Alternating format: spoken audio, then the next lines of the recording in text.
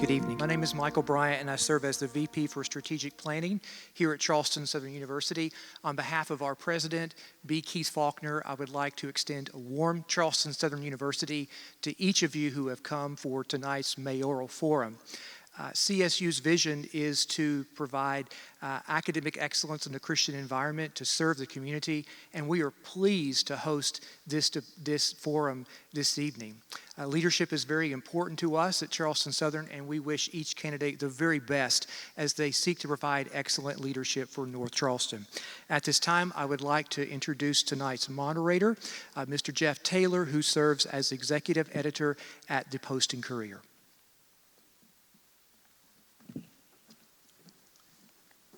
Thank you, Michael, for warming up the mic. I appreciate that. So good evening, everyone. Welcome to the Post and Courier's Palmetto Politics Live Mayoral Forum. As he mentioned, I'm Jeff Taylor, the executive editor of the Post and Courier. This forum is part of a series we're doing in South Carolina. Tonight's event is made possible through the financial support of AARP South Carolina.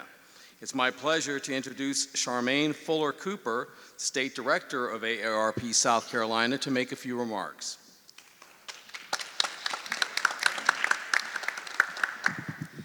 Good afternoon. When AARP was founded over 65 years ago, our founder, a retired school principal, had one mission, and that was to make sure that no one had to live in a chicken coop. Yes, I said a chicken coop. Dr. Ethel Percy Andrus, a retired principal, went out and found one of her former educators living in a chicken coop because she couldn't afford anything else on her small pension. And that motivated Dr. Andrus to act. 65 years later, AARP has over 38 million members nationwide and over 600,000 members here in South Carolina. And what we're doing tonight in this wonderful collaboration as a presenting sponsor for this wonderful debate is making sure that you have the knowledge and the skills to make this community, your community, a livable community where you can thrive, where you have financial security, where you have health security, and where you have the information to pick the leaders that you feel can best get you to where you want to be. So, as our founder said, what we do for all. Enjoy the evening.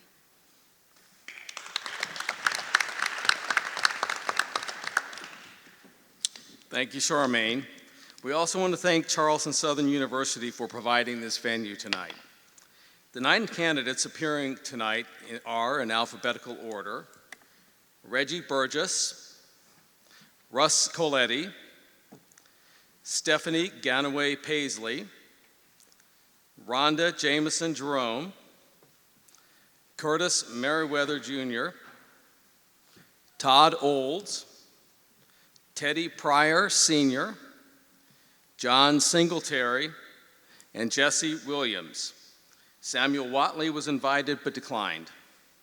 Now let me introduce you to the 2 excellent Post and Courier journalists who will be asking the questions tonight. They are Skylar Kropp, our politics editor, and Caitlin Bird, our senior politics reporter. Thank you, Skylar and Caitlin. This is a forum, not a traditional debate. Questions have not been shared in advance with the candidates. We will aim to get to as many questions as we can as time allows. Each candidate will have 1 minute for an opening statement. The order of those statements was done by our drawing backstage. Candidates will have up to 1.5 minutes to answer the questions posed by our journalists. I will monitor and will say your time has expired if they are going past the time limit, and we will enforce time limits. Candidates, please avoid talking over each other or interrupting anyone. Members of the audience, please do not applaud during or after candidates' remarks. We want to maintain a neutral forum. Decorum is expected to be followed. If anyone is repeatedly disruptive, we will ask that they be escorted out. With all that said, let's begin with the opening remarks. And we are starting with Mr. Burgess. Good afternoon, I'm Reggie Burgess. For 34 years, I've served and protected the citizens of North Charleston. I have a unique perspective to have worked on the front lines with the citizens of North Charleston in various communities, also being intimately involved with the daily decision-making and budgetary processes in the city. I truly do have an understanding what it takes to run a city. In November 7th, I'm hoping and praying that you all feel that I can continue to serve you. Thank you.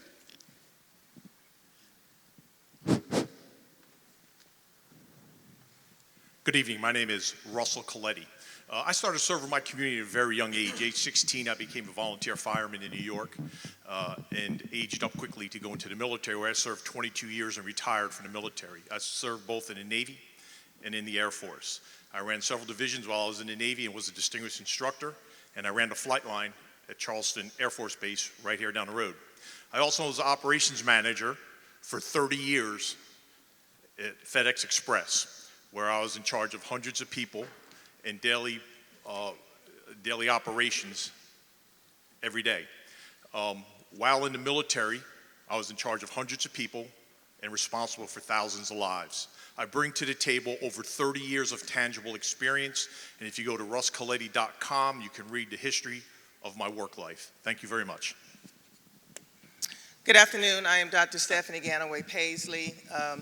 I'm a retired judge in Charleston County. My PhD is in psychology. I am a business owner. I know how to plan, organize, create, and balance a budget. I am running because I want to foster a more inclusive and participatory style of governance where the community and community organizations have a greater voice in decision-making processes. I will prioritize transparency and open communication to ensure all voices are heard. I will place a strong emphasis on accountability, equity, and social justice in all policies and initiatives. I will also create a task force consisting of representatives from the North Charleston Police Department, community leaders, mental health professionals, and forensic psychologists to help train police officers to not only do their jobs professionally, but to do it legally as well. I'm Rhonda Jameson Jerome. I was born and raised in this neck of the woods in the Deer Park neighborhood. I attended Baptist College. I graduated from Arbistall High School. I currently serve on North Charleston City Council, where I have served for the last 20 years, representing not only District 2, but the whole city of North Charleston.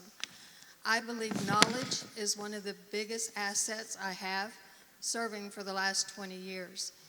January 1st, you have a new mayor and a new council that will be seated. This will be your most important election in probably 29 years. Please remember, if you remember nothing else, this is not a personality or a special friend and family. You have to look at the qualifications to make sure the right person gets in this position. Thank you.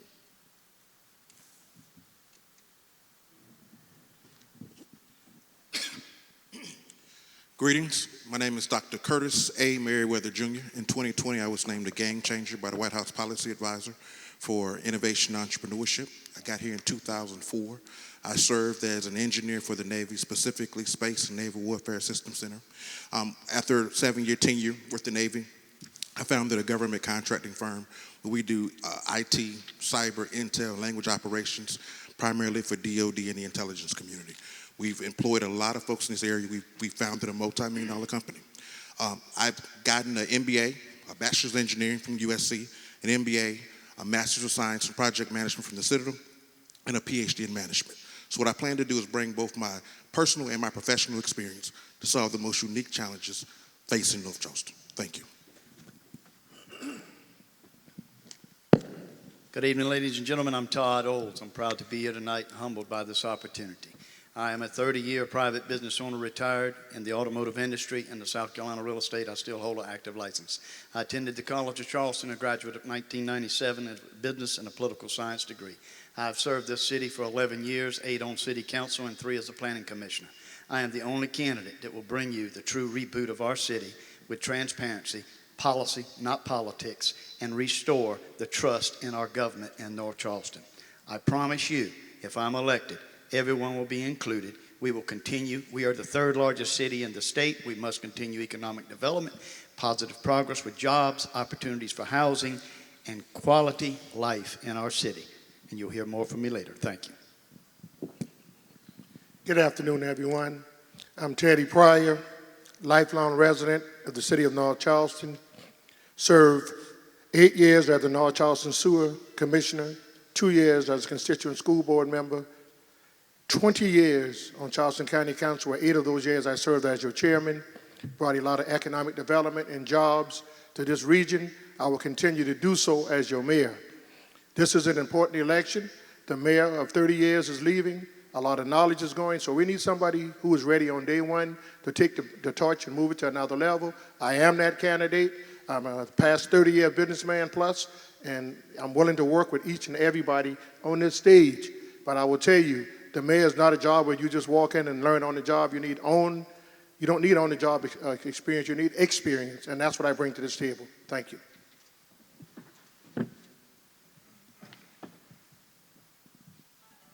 Hello, my name is John Singletary. I grew up here in North Charleston. I am a 1983 graduate from the Citadel out of the Corps of Cadets, known for respect as well as leadership. I then went on to Butler University to get my master's degree in business administration and computer science. I've worked for Chick-fil-A, Hewlett-Packard, Microsoft, Nucor in management areas. I have my own business that's in North Charleston and West Ashley. It's a tax and accounting practice. I'm asking you for your vote on November 7th because North Charleston needs good leadership. It not only needs good leadership, but it needs leadership from someone who knows and have experienced leadership at high levels. So on November 7th, if you give me your vote, your better quality of life will come with my new administration. Thank you. Good evening. My name is Jesse Williams. I am a citizen of North Charleston. I've grown up in North Charleston. I attended public schools in North Charleston. I attended College of Charleston. I also went to CSU over here. I got my Master's of Business MBA here at Charleston Southern University, and I'm a proud holder of the degree here at CSU. I currently am on the Board of Zoning Appeals at Charleston County, so I've learned a lot about a lot of the housing issues that we see. I've also been able to join I'm an officer of the State Guard, South Carolina State Guard, and so I can respond to hurricanes, natural disasters, those kind of things when it comes up. Most of all, I'm a compassionate leader in the community, and I care about the residents. I think there's been a debacle that took place in North Charleston the last couple of years when it comes to affordable housing, when it comes to education, when it comes to reactions to natural disasters. We had the 1,000-year flood. Everything was flooding in North Charleston. We had the public schools that were failing in North Charleston. And lastly, the issue in North Charleston. Time has expired. Thank you. These questions will go to each one of you, but in a different order. So I will read the question, and then I will give a name, and we'll go in that order. There is public safety. There were 4 gun-related murders in the last week of September in North Charleston, bringing the year's total so far to 22 gun deaths. What unique ideas do you bring to the mayor's office to address gun violence? And we'll start with Ms. Jerome. Just going to jump right to the middle, huh? So many of you that view the North Charleston government Facebook page saw that violent crime had gone down.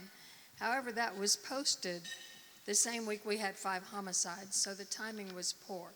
I was also informed that 48 Hours, the TV show, will be coming to North Charleston for a year because of the high homicide rate and the lack of solving. In the mayor's office, it's your responsibility to hire a police chief who is going to be a police chief who has not forgotten what it's like to be a police officer. It is imperative that they know how to communicate with the officers on a one-to-one level. Council and mayor should make sure that that police chief is given the resources that they need to make sure the job is done. For example, we will be doing a ribbon cutting first of the year on a simulator that will help with de-escalation, with shooting, and it will also allow citizens to put themselves in the shoes of a police officer. And I think that's the main thing. Same question for Mr. Pryor. Thank you, Skylar.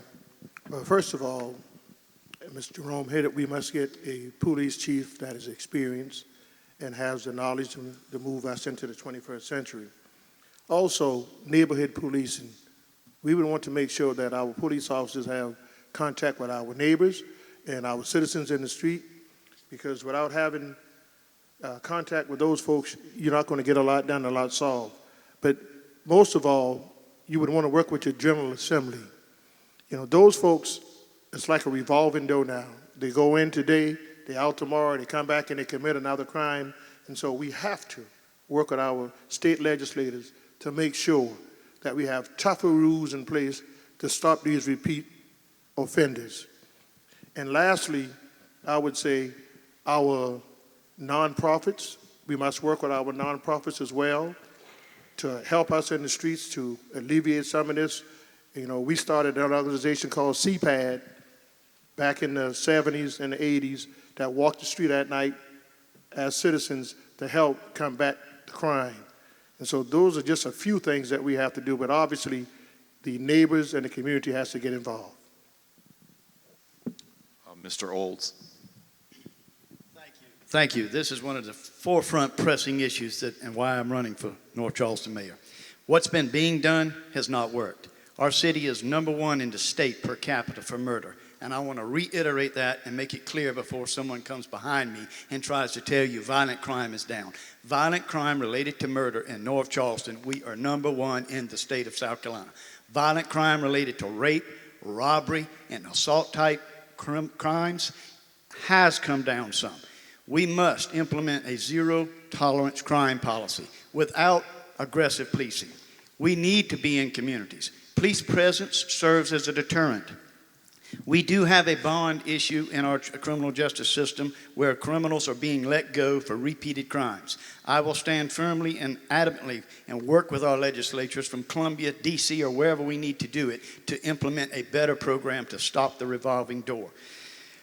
Violent crime, they talk about why it's happening and all. We need to just get back to policing, back the police 100%, pay higher wages to have the best, most professional police department in not only this state but this nation. We can't be #3 as the largest city in the state and be not having a good police department. We're 50 vacant positions in our police department. We must restore it and get back to policing and stopping the lawbreakers for breaking the law. And I will firmly do that, but not in an aggressive manner. Time has expired. Mr. Burgess. Hello. Violent crime is unacceptable, and I am a former chief of police and a police officer.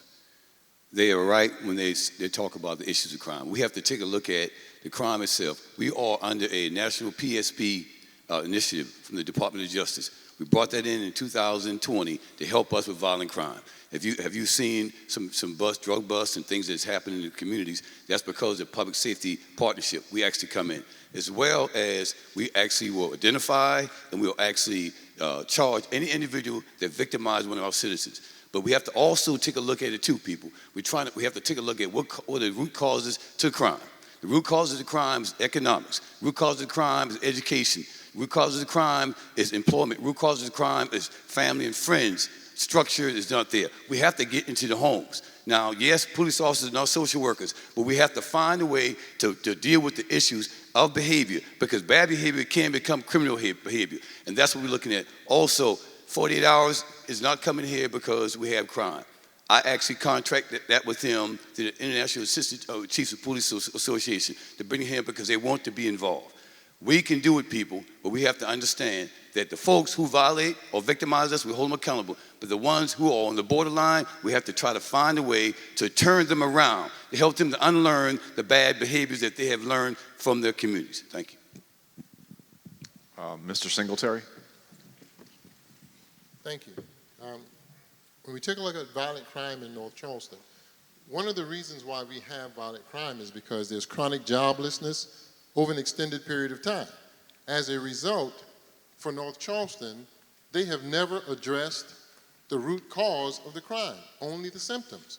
We have to infuse jobs back into those communities that happen to have three times the unemployment rate as the other areas. When you take a look at the crime mapping database for North Charleston, it'll tell you in 18 The violent crime index was 964. It went to 1,114, to 1,164, to 1,289. It's at an all-time historic high. And anyone here can take a look at the North Charleston crime mapping database to see those numbers. When we received weed and seed funds, they took those funds and diverted them to other areas in North Charleston. Why? Because if you address the problem, then the federal funds stop. So they want the money, so they divert the funding that's already given to another area. We have to address the violent crime in North Charleston by making sure we have the median household income go up, as well as we address it through jobs and contracts being infused into the areas that have the high crime. Ms. Ganaway-Pasley. Okay, violent crime is high in North Charleston. I am a retired judge in Charleston County, and I'm a researcher as well. I understand the high crime rate in North Charleston. As I stated, I will create a collaborative crime task force. This task force will be responsible for analyzing crime data alongside psychological factors to help identify high-risk individuals in areas that require focused attention. I will prioritize crisis intervention and de-escalation training for North Charleston police officers with the input and guidance from a forensic psychologist. This training will equip officers with the skills as well and the needs to handle situations involving individuals' mental health issues and emotional cries. Now, as a mayor, ensuring that the safety of the city and residents is a top priority. So to improve the way that police operate and make the city safer, I would advocate for a comprehensive approach, such as promote community police strategies and foster positive relationships between law enforcement officers and communities they serve. Being a researcher and having a forensic psychology on staff, I want to know not only who committed the crime, but I also want to know why the crime was committed and what type of character pattern that we can look at so we can have intervention and a prevention plan put in place. Yes. And Mr. Coletti. First and foremost, we know crime is an issue. We're not only the highest in the state, we're actually ranking up there the highest in the nation. We're up there with the big cities. You check it out, we rank with the high big cities throughout the United States. But first and foremost, we have to gain the trust and confidence back of our police officers. That has been lost over the last few years with the mandates and the reduction in our police force. That should have never happened. That's a lack of leadership. When they enter into quid pro quo for money to relieve officers of their duties for not following the mandates, that's a problem. Most of our police officers, or 75% of our police force is 5 years or less, most of those being 1 or 2 years. So we need a package that's going to retain and attract police officers. Secondly, we need to put, or I would like to do as your mayor, put quick response police stations throughout the city of North Charleston, and we're going to start at the high crime areas and work our way out. Therefore, we have a police presence in the high crime areas, which reduces the response time of our police officers when a crime gets called in. So once we gain the confidence of our police force and then get our police forces throughout the city implemented, we already started the ball in a positive direction, and we're going to keep that going. Then we're going to enforce crimes. If there's a crime, you're doing the time. There is no more in and out. There is no more doing a soft crime and looking the other way, which the officers have been told to do. If they do a crime, they're doing the time. And as your mayor, I'm going to enforce that, work with the police chief and the police officers to gain their trust and confidence and change the direction of our city. Thank you. And Mr. Williams. As far as crime in North Charleston, I would advocate, first of all, for more NROs, neighborhood resource officers.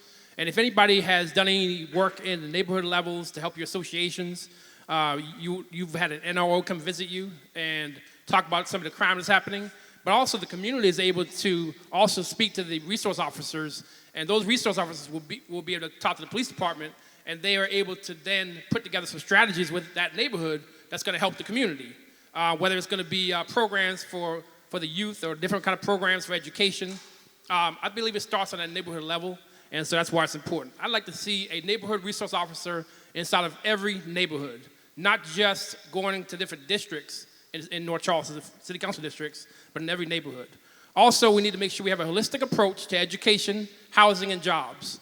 make sure that the education system helps serve the kids, make sure the kids can get good jobs, make sure that North Charleston is investing in the neighborhood and communities where the people live, and that way it helps with crime in the long run. So thank you so much.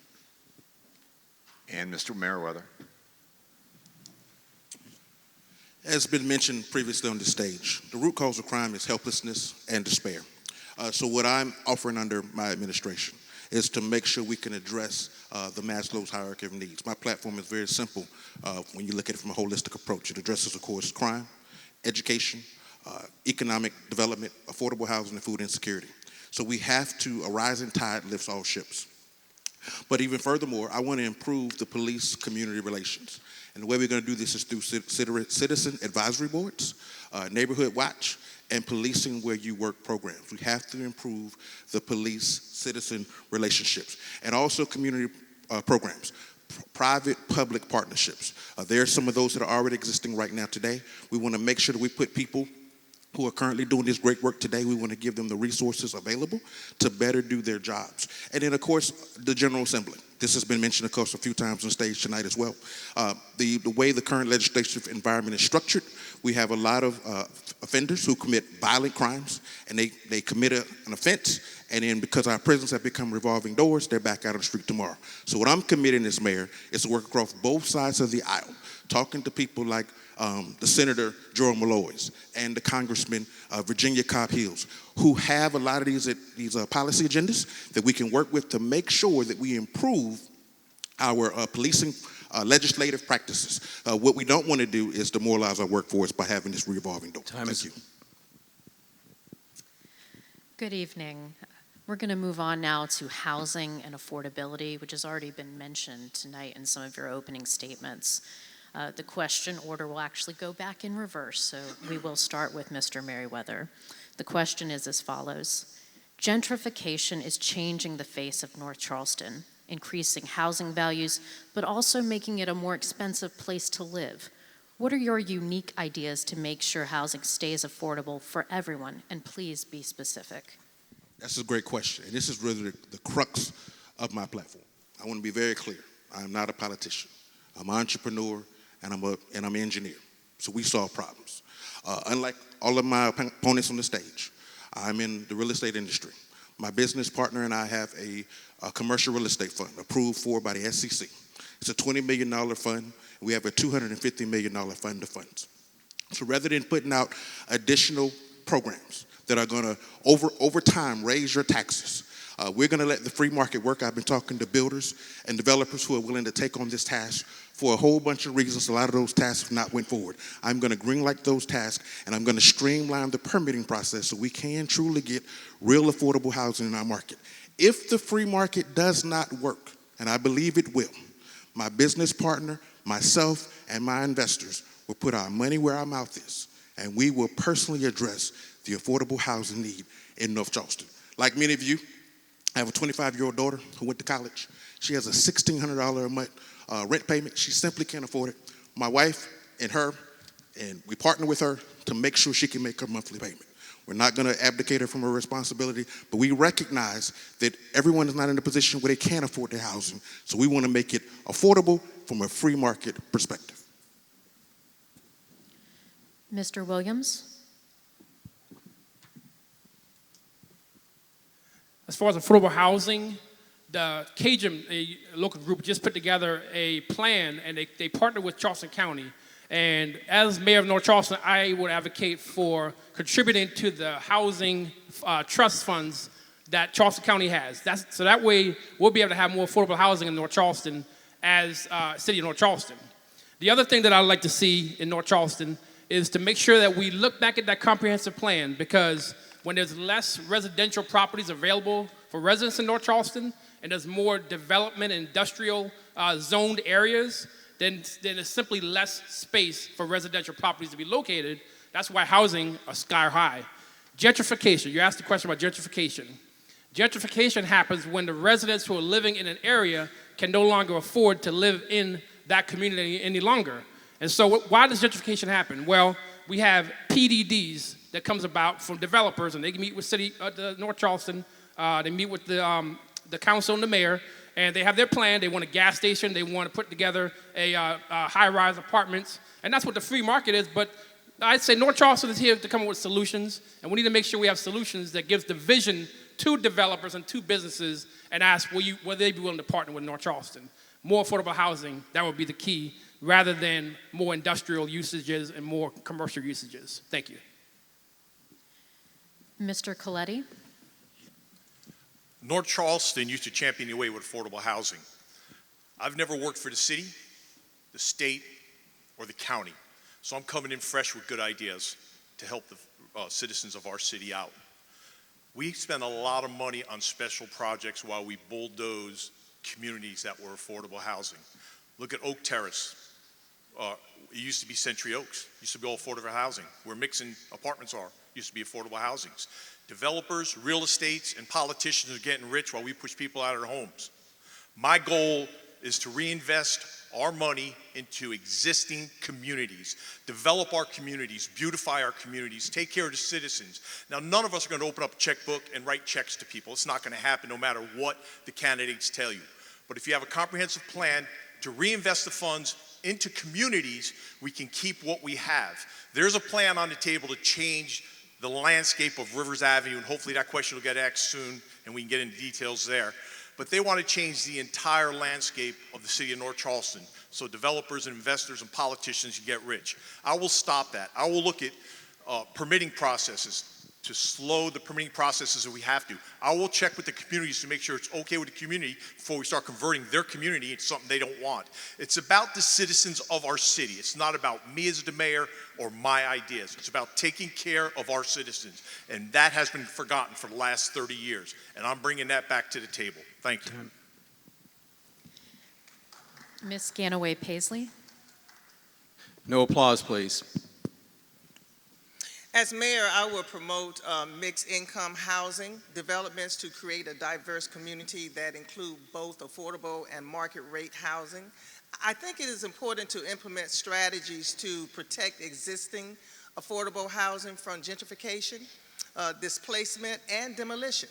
So I will explore policies such as rent control, inclusionary zoning, and housing preservation funds.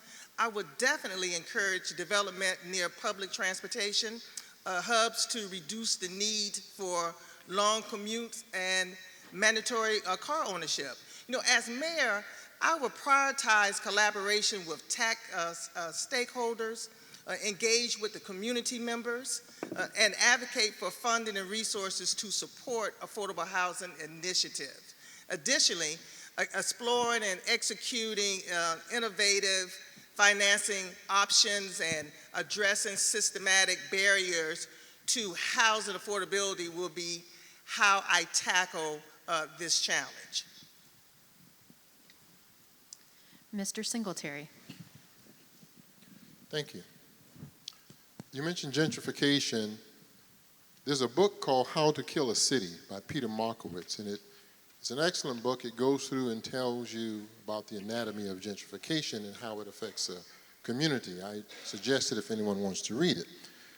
The majority of my income comes from real estate. I built my last home. I built several homes in the state of South Carolina. And I can tell you that people are suffering all over North Charleston for affordable housing. My plan is very simple. You take 30% of your income, you multiply that, divide that by 12, and that's how much your monthly payment will be to own your own home. Not second-class ownership, owning your own home. By instituting a housing and Department of Urban Development in the city of North Charleston, that is possible. To simply take 30% of your income, own your own home. So for the next 30 years, your payment stays the same. Whereas, if you're renting about every 6 months to a year, it's going to increase. Again, my program is simple. You take your yearly salary, you multiply that times 0.3, you divide that by 12, and that is what your payment is going to be to own your own home under my program in North Charleston. Mr. Burgess.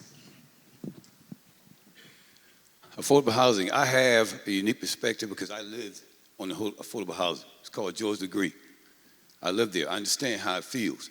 But what we need to do as a city and as your mayor is I would help work with developers and groups like Metanoia.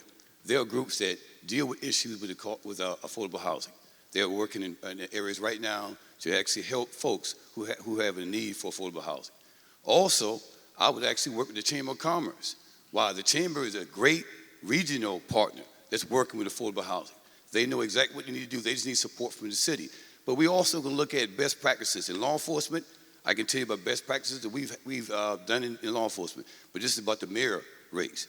Best practices are good if they're evidence-based. If you take a look at Louisville, they have a trust fund there in Louisville, and they work with affordable housing. As well as there's 5 cities in the state of South Carolina, Fort Mill, Camden, Greenville, Columbia, and Beaufort, that have the Bailey Bill. Look that up. That's another way of actually working on affordable housing, and that will bring down gentrification. Mr. Olds? The question is gentrification. How do we preserve it? We first need to follow the comprehensive future land use map plan that's established under all municipal governments across this state. It's a mandatory legislative law that we have to implement it every 10 years. The comprehensive plan in North Charleston is often not followed. It dictates the zoning and things of that nature. I would first work to achieve residential improvement districts. This would preserve the existing homes and communities where we would establish boundaries to where these homes and areas are not going to be impeded upon. We have property throughout North Charleston where it's appropriate to zone it appropriately for higher density and to provide more housing. For instance, Riverfront Park, Navy Yard, Charleston. And this is why we need a visionary leader with a business background, a real estate background, contractual background to implement these programs and make it happen. Higher density housing is a must if we're going to bring prices down. However, we're 9,000 homes short in the local Tri-County area for achieving a balance per South Carolina Realtor Association and the Charleston Realtor Association. So we must look for areas to put more density to achieve better opportunities for affordable housing. Additionally, I will establish a dedicated North Charleston Workforce Trust Fund for housing opportunities. Mr. Pryor? Thank you again. Critical home repair would be my first start. As you know, in Charleston County, we started a program under my leadership where we invested $500,000 in the community of Liberty Hill to repair existing structures so that way folks won't have to be moved out, or the houses won't have to be shut down, because that's important. You look at continuing with the Charleston County Housing Our Future Plan. That's a plan that we developed, again, as chairman of council, that would help solve this. We're 30,000 homes short that needs to be over the next 10 years. How do you achieve that? You achieve that by gap funding, working with your developers, incentivizing them. Just as we incentivize these big companies to come here, we can incentivize these developers to help lower the prices. And lastly, I would say using accommodation taxes. Many of you may not know, but the State General Assembly passed a law that allows each municipality to use up to 15% of their accommodation taxes to help out with affordable housing. And so those are just some of the ideas and some of the key points. I've done it before, and I can do it again. Thank you. Ms. Jerome?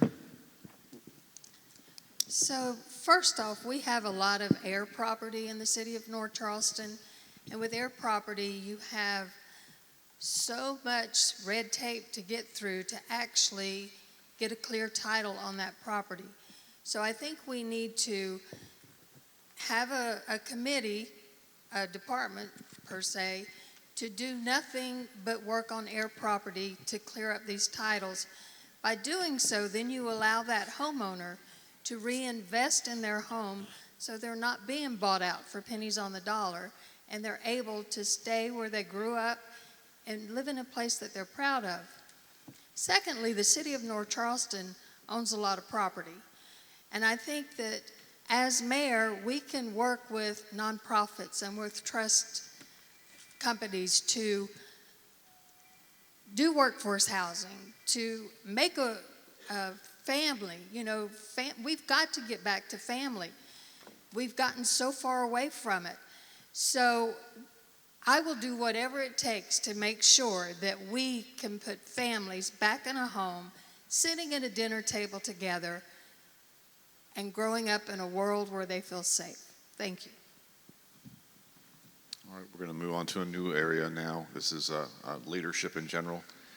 North Charleston has been run by one man and one administration for close to 30 years. What are the 2 or 3 deficiencies that you see within the city that you want to fix immediately? And let's start with Mr. Burgess. I would like to be, as you saw me when I was in law enforcement, I'm a out and about type leader. I would like to be able to take the folks that work with me who are department heads, take them out in the communities. I like to establish a regular meeting, so to say. It would be a listening session. If we can actually sit down with the communities, with the department heads, and listen to the people who actually are the ones we're working for, I believe we'll be able to serve them better. I'm the person that believes that if we actually take our time to be at ground zero with citizens, we can get better information to be able to provide a better service for them. I believe that governance starts from the community to the department heads to the elected officials. That's what I believe, because it's about the people. Also, I believe that our image is an issue, and I want to be that ambassador to work on our image. I was born and raised in this city. I do not feel that any other city is better than our city, but we have to believe ourselves in our city. So I like to be an ambassador in the region to show them that North Charleston is a great place to live, work, and play. But we have to work at those things. We have to look at all the things we have. We have Boeing. We have the Air Force Base, the only place the C-17s fly out. We have the Naval Base. We have so much to offer. We need to speak up for our own city. So I want to be that ambassador. I think that's one of the things I like to improve on. Mr. Pryor. First, I would start with more transparency. Right now, if you go to the website, city's website, you don't see what needs to be, how's the money being spent, the budget part, or the budgetary process as well. More diversity when it comes to economic development. Right now, the city has less than 10% of money that's being spent with minorities. And lastly, I would say continue with our school, helping our schools, our technical schools, bringing in high-paying jobs with our industries. Right now, the city is one of the 3rd largest in the state, soon to be number 1 or number 2. So we must make sure that we have the right education process, tools in place. We must make sure that we're transparent, and we must make sure that we're inclusive to all, not just a select few. Mr. Singletary. Thank you. I would pick the 2 items that has the greatest impact on all the others. To start with, transparency and accountability. When we take a look at North Charleston now, for the last 9 months, the spending transparency report has not been published by the city's administration. Not only is it unlawful, but it does not allow citizens to be able to see how their money's being spent. So I would do a public portal that allows you to then see exactly how your dollars are being spent. The next thing would be the median household income, because it will affect the crime, it would affect the housing, it's going to affect the food deserts. So the median household income, as it increases, will affect all of those things, allowing a greater impact on the total city if I were to correct those 2 things. So that's what I would do if I had a choice to only pick 2. And Ms. Jerome.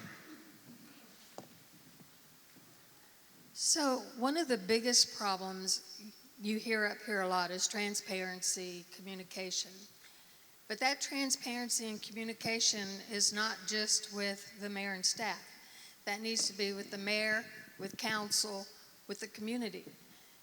A lot of times, council, which I serve on now, hears about things in your newspaper. It should not be that way. If something is going on in the mayor's office, the council should be made aware of it, and then the citizens at the same time should be made of it aware, unless it's a personnel matter. With economic development, if it involves the citizens of North Charleston, we've got to bring the developers to the table to meet with the citizens that it's going to involve in their neighborhood. It's going to be their neighbor. You don't want some big warehouse moving in next door to you if you don't know what it's going to entail. It's very important that you have that transparency and relationship with the citizens and with the developers. That is something that the mayor's office does not have right now, something I would strive for. Thank you. Mr. Williams? For the past many years, 30 years or so, we've seen education in North Charleston be at the bottom of Charleston County, even though North Charleston's contributed the most money to the CCSD, Charleston County School District.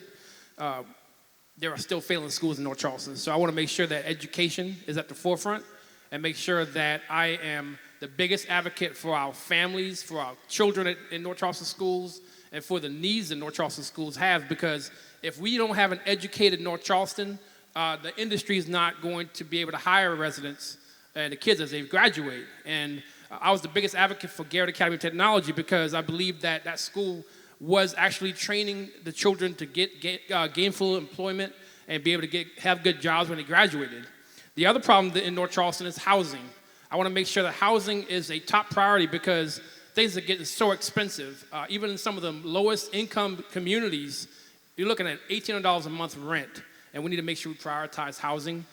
We need to make sure we do better than what Horizon Village was doing because that's one of the so-called affordable housing in North Charleston, and we need to make sure that we are investing in affordable housing and not beating around the bush and pushing it over to some other group or some other business and blaming other folks. So thank you. Mr. Olds. Thank you. This is a long list. I'm going to try to get through them as quickly as possible. Transparency has been mentioned, and I hope this very media source here, who have been a big proponent for transparency with government, will instill and continue to write about transparency.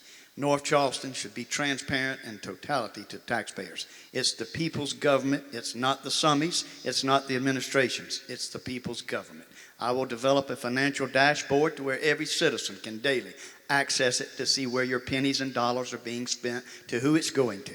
Secondly, we need to improve our fair bidding process. We need to stop sole source bidding going to contractors or developers and make sure and ensure the taxpayers' dollars are being spent wisely and preserved wisely. We must establish a capital improvement fund for future infrastructure improvements. North Charleston operates on a $147 million budget and has zero capital improvement funds in a surplus. Our bond debt is $250 million. We must slow our spending down, and we must be fiscally responsible for the taxpayers, or your taxes are going up, up, up. We cannot afford it with inflation, with the things that exist now, with home costs, with rent and things in affordable housing. I will be your protective, conservative tax person to make sure you're not being increased on your taxes for favorite deals being given to people. Protect the taxpayers and stop the buddy system. You look right here now today, there's over 50 years, 60 years of collective government. Time. And we don't need to continue Time has that. expired. Ms. Ganaway-Pasley. Norman, I said, but I think I'm going to stand on this one. I think what I would want to do is change the culture of North Charleston. North Charleston is a world-class city. And for it to be a true world-class city, it needs to have inclusivity and equity. And these are some of the things that we would look at. My father is a retired Air Force veteran. He will be 91 years old in December.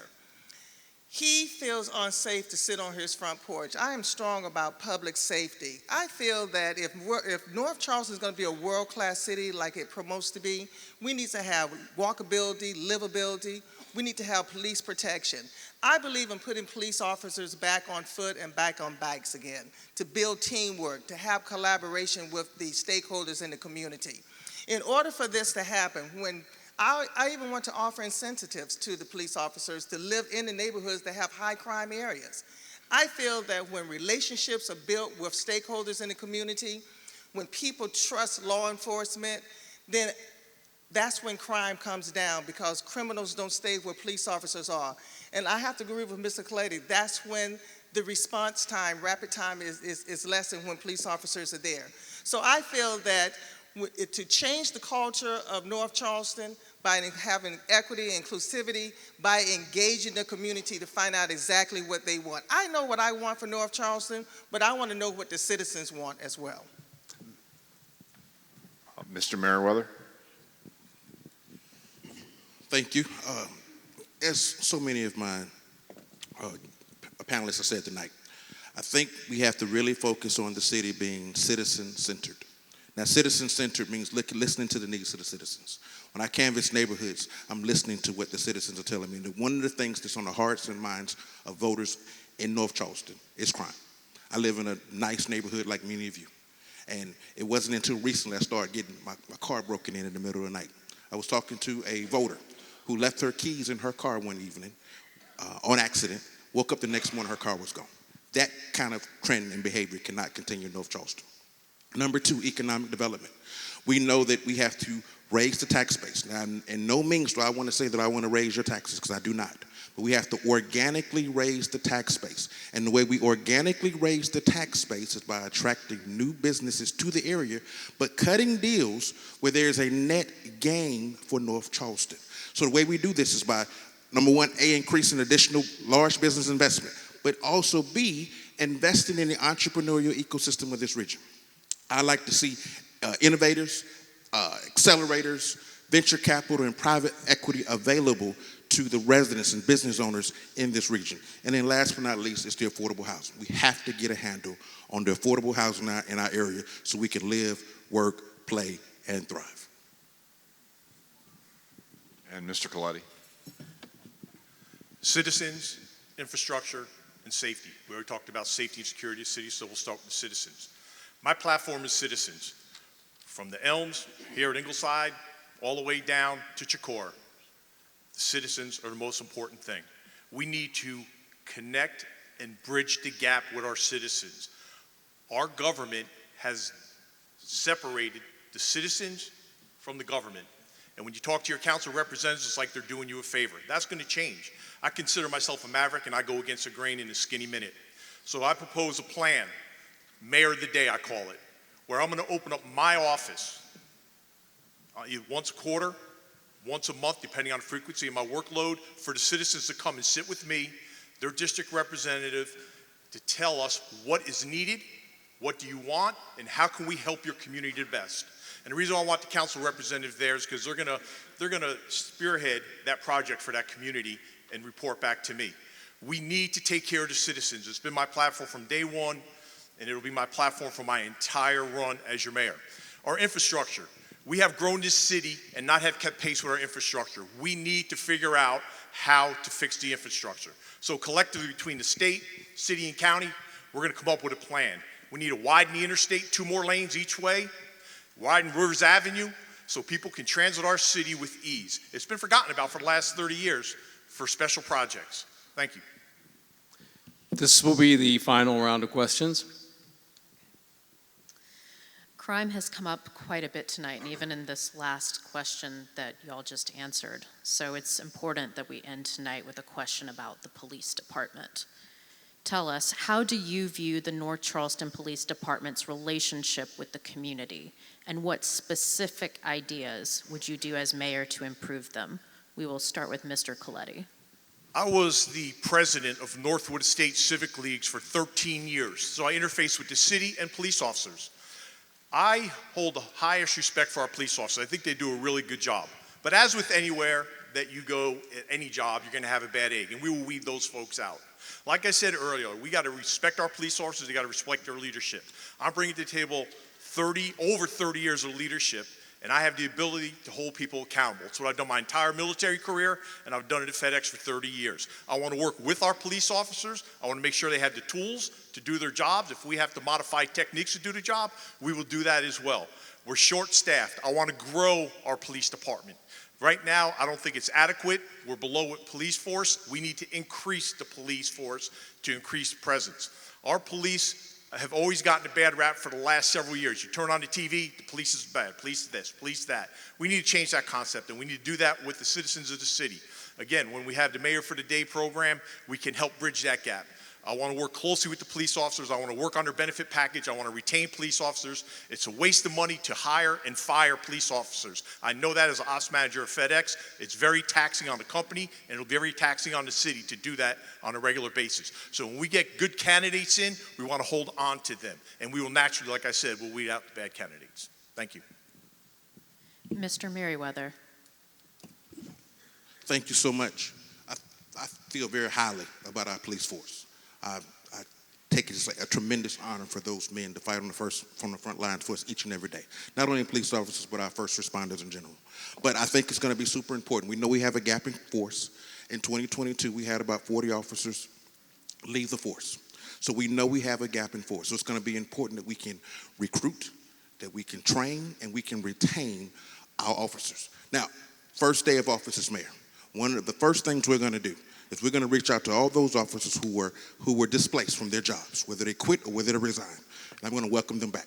And I'm going to match the benefits they had before they left, number one, to show that I'm truly committed to our law enforcement. Number two, as I mentioned earlier, we got to look at our programs, like our neighborhood watch programs, our community advisory boards. I want to make sure I get leaders from the community giving me diverse perspective so that we can make the best decisions for the community. I want to make sure I'm aware of the blind spots in the region. Looking at policing where you work programs, where the officers patrol the regions in which they're familiar with, where they have relationships with the people. I believe it's absolutely imperative that we improve police-community relations.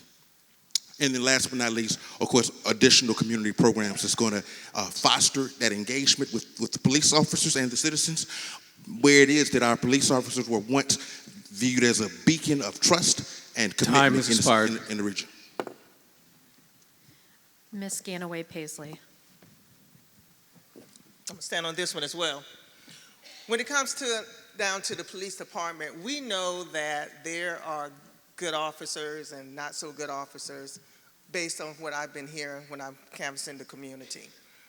I am concerned about making sure that everyone is treated with dignity and respect. And I believe that the officers is a reflection of their leadership. So what we want to do is make sure that people understand that's in law enforcement that you're out there to protect all the time, regardless. And I also want to make sure that officers understand that every situation does not need elimination of a threat. Sometimes the threat needs to be de-escalated. So I feel that when there's proper training for police officers to understand and recognize possible mental health challenges and those who might be committing a crime, it's important. That would train them how to de-escalate. I'm not trying to make officers counselors, but I am trying to bring awareness to law enforcement so that it will prevent people from having to be killed unnecessarily. I think that when you're looking at police officers and they have the proper training and that resources are available to them, this is why forensic psychologists are so important, in my opinion, to be on the law enforcement, to help train police officers not only to recognize what mental health challenges look like, but also to recognize how they should respond. Mr. Olds. Thank you. I will 100% back our police department. I think we have a great police department with the ones that serve us at this day and time. I think it's unfortunate that we've lost the 50-plus officers that we did due to COVID mandates back in 2019, and the ones that have continuously left due to lack of wage pay. The wages for our officers should be the highest levels in the state if we can achieve that without burdening taxpayers. Public safety is the #1 priority in any community in any arena of the state or country. 81% of people surveyed want community policing. We have to turn away from the past and move forward with quality professional policing. We have turned an eye to policing in North Charleston against the lawbreakers. We have stopped doing the necessary traffic stops to remove the guns and drugs. We must show strength in our city with our police, not aggressive policing tactics, instead of weakness, if we are going to deter crime and if we are going to protect citizens. Or we're going to lose communities and businesses, and affordable housing is not going to be an issue in North Charleston. Mr. Williams. As far as policing goes, we need to have a holistic approach to reducing crime. For instance, you have those community service trucks that drives around. I would like to make sure we have more of those so that those community service responders are not doing the work that police officers would have to do otherwise. So if it's a nonviolent call, like some issue with a trash or a tire on the road or those kind of things, the community service responders should respond to that.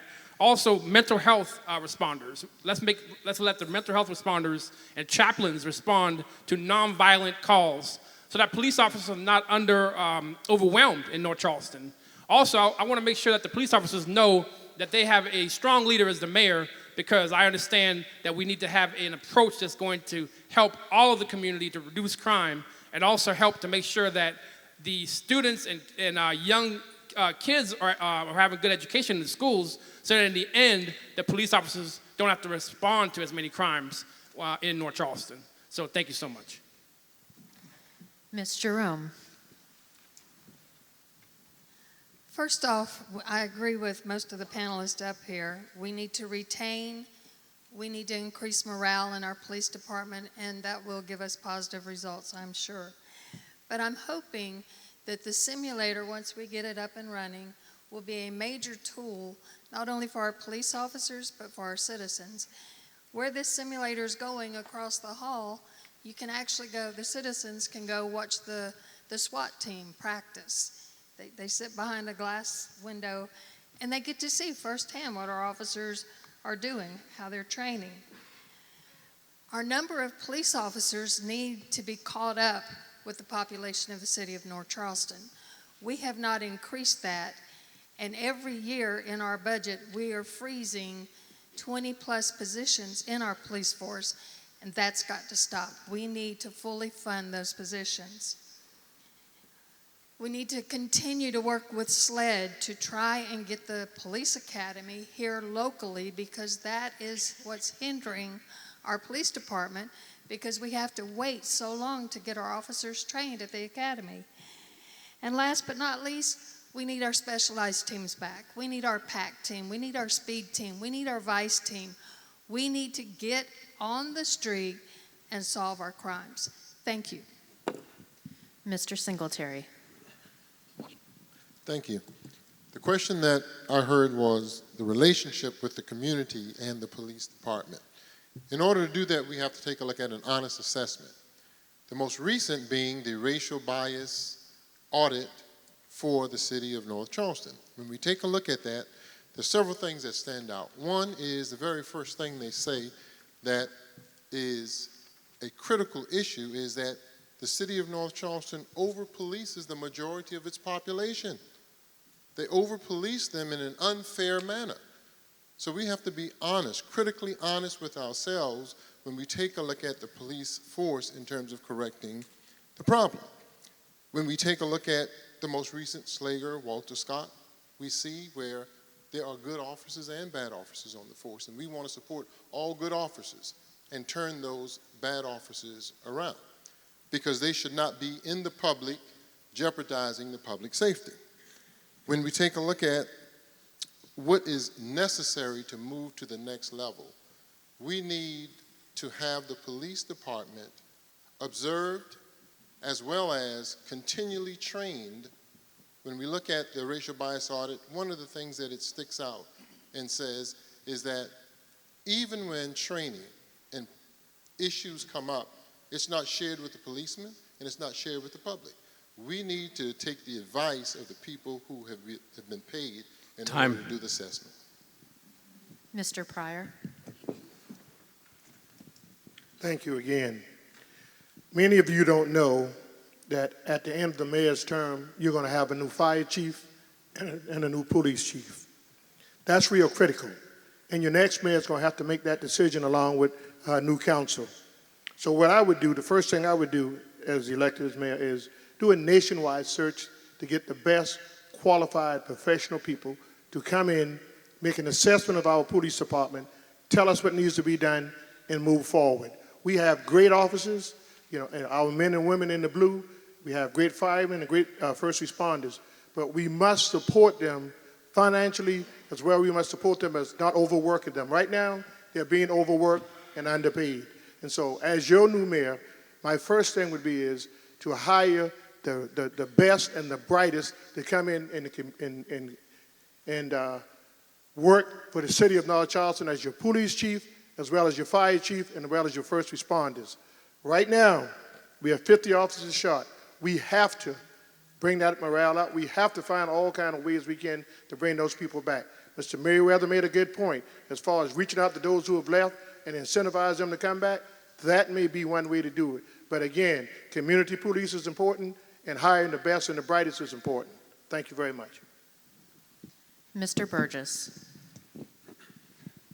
The North Charleston Police Department, as well as the fire department, are nationally accredited. We're nationally accredited. As well as we have, in 2019, before the pandemic, we were full. Councilman Rhonda Jerome can verify that. We were full. When the pandemic hit, some of our officers had to leave to go back home where they came from. We hired a lot of officers from the north. In 2022, we were actually the highest paid department in the state.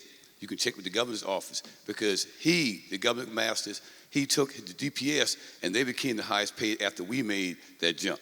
So yes, you're right, we need to be able to recruit and hire. But the thing about it, in the state of South Carolina, there's 5,600 openings in the state. The academy can only train 1,000 officers per year. So we're almost 4.5 years behind. So what we do, what's going on is Goose Creek is robbing from Hanahan robbing from Somerville. We're trying to piecemeal it together. But what we haven't done, we haven't given up on our responsibilities. We have a department that loves you, citizen. I love you. We put our lives on the lines every day. And from 2018 to 2023, when I walked out the door of retirement, I hired over 130 white, female, and male officers. I hired over 70 African-American female and male officers, and I hired over 24 Hispanic and Asians. You can do it. You can hire and you can retain them. But in the day of time, the law enforcement is being looked at negative now. Well, I would like to thank all of the candidates for participating tonight. Let's please give them a round of applause.